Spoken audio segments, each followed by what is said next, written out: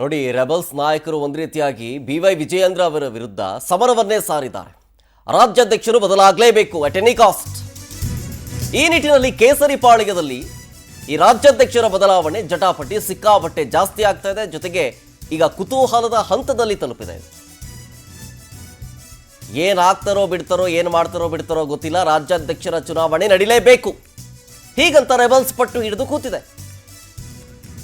So ಹಾಗಾದ್ರೆ ರಾಜ್ಯಾಧ್ಯಕ್ಷ ಚುನಾವಣೆ ಹೆಂಗೆ ನಡೆಯುತ್ತೆ? ವೋಟಿಂಗ್ ರೀತಿಯಲ್ಲಾಗತ್ತಾ ಅಥವಾ ಸಹಮತದ ಆಯ್ಕೆ ಆಗತ್ತಾ? ಯಾವ ರೀತಿ? ಇದು ರಾಜ್ಯಾಧ್ಯಕ್ಷ ಆಯ್ಕೆಯ ಕುರಿತ ಇನ್ಸೈಡ್ ಸ್ಟೋರಿ ನಿಮ್ಮ ಮುಂದೆ. ಮುಂದಿನ ವಾರದಿಂದ ರಾಜ್ಯ ಬಿಜೆಪಿಯಲ್ಲಿ ಬದಲಾವಣೆ ಪಕ್ಕನ? ಅದರ ಪ್ರಕ್ರಿಯೆ ಶುರುವಾಗುತ್ತಾ? ಮುಂದಿನ ವಾರದಿಂದಲೇ ಚುನಾವಣಾ ಪ್ರಕ್ರಿಯೆಗೆ ಅಧಿಕೃತ ಚಾಲನೆ ಸಿಗುತ್ತಾ? ರಾಜ್ಯಕ್ಕೆ ಕೇಂದ್ರ ಸಚಿವ ಶಿವರಾಜ್ ಸಿಂಗ್ ಚೌಹಾಣ್ ಅವರು ಬರಲಿಕ್ಕಿದ್ದಾರೆ. ಶಾಸಕರ ಅಭಿಪ್ರಾಯವನ್ನು ಸಂಗ್ರಹಿಸ್ತಾರೆ. ಅದಾದ ಮೇಲೆ ಈ ಅಭಿಪ್ರಾಯವನ್ನು ಕೋರ್ ಕಮಿಟಿ ಸದಸ್ಯರ ಜೊತೆಗೂ ಕೂಡ ಸಭೆ ಮಾಡಿ ಡಿಸ್ಕಸ್ ಮಾಡ್ತಾರೆ. ಅದಾದ ಮೇಲೆ ರೆಬಲ್ಸ್ ಜೊತೆಗೂ ಕೂಡ ಶಿವರಾಜ್ ಸಿಂಗ್ ಚೌಹಾಣ್ ಚರ್ಚೆ ಮಾಡೋ ಸಾಧ್ಯತೆ ಇದೆ.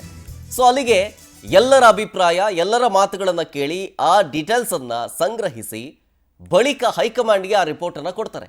ಆ ರಿಪೋರ್ಟ್ನ ಆಧರಿಸಿ ಅಂತಿಮವಾಗಿ ವರಿಷ್ಠರು ಏನು ತೀರ್ಮಾನವನ್ನು ತೆಗೆದುಕೊಳ್ತಾರೆ ಅಥವಾ ಏನು ನಿರ್ಧಾರವನ್ನು ತೆಗೆದುಕೊಳ್ತಾರೆ ಅನ್ನೋದನ್ನು ಕಾದು ನೋಡಬೇಕಾಗುತ್ತೆ. ಆದರೆ ಈ ವೋಟಿಂಗ್ ಪ್ರಕ್ರಿಯೆ ಹೆಂಗೆ ನಡೆಯುತ್ತೆ?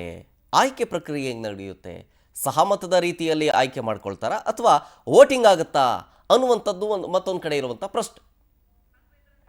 ಡೀಟೇಲ್ಸ್ ಕೊಡ್ತಾರೆ ನಮ್ಮ ಪ್ರತಿನಿಧಿ ರಾಘವೇಂದ್ರ. ಇದ್ರ ಬಗ್ಗೆ ಫೋನ್ ಸಂಪರ್ಕದಲ್ಲಿ. ರಾಘವೇಂದ್ರ, ಈಗ ಹೆಂಗಾದರೂ ಮಾಡಿ ಚುನಾವಣೆ ಪ್ರಕ್ರಿಯೆ ಆಗಲೇಬೇಕು ರಾಜ್ಯಾಧ್ಯಕ್ಷರ ಸ್ಥಾನಕ್ಕೆ ಅಂತ. ಹಾಗಾದ್ರೆ ಈ ಪ್ರಕ್ರಿಯೆ ಹೆಂಗೆ ನಡೆಯುತ್ತೆ? ಪ್ರಕ್ರಿಯೆಗೆ ನೆಕ್ಸ್ಟ್ ವೀಕಿಂದನೇ ಚಾಲನೆ ಸಿಗುತ್ತಾ? ಇನ್ಸೈಡ್ ಡೀಟೇಲ್ಸ್ ಏನು?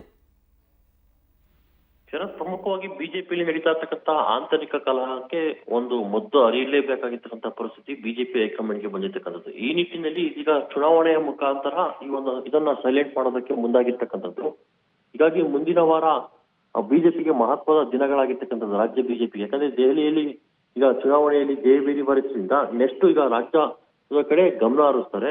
ಹೀಗಾಗಿ ರಾಜ್ಯಾಧ್ಯಕ್ಷರ ಬದಲಾವಣೆಗೆ ಭಿನ್ನ ಟೀಮು ಪಟ್ಟನ್ನು ಹಿಡಿದಿರ್ತಕ್ಕಂಥದ್ದು. ಹೀಗಾಗಿ ರಾಜ್ಯಾಧ್ಯಕ್ಷರ ಬದಲಾವಣೆ ಮಾಡೋದಕ್ಕೆ ಯಾವ ರೀತಿ ಸೂಚನೆಯನ್ನ ಕೊಡ್ತಾರೆ ಅಥವಾ ವಿಜೇಂದ್ರ ಅವರನ್ನ ಮುಂದುವರಿಸ್ತಾರೆ ಅನ್ನೋದ್ರ ಬಗ್ಗೆ ಸಹ ಸಾಕಷ್ಟು ಕುತೂಹಲ ಇದೆ.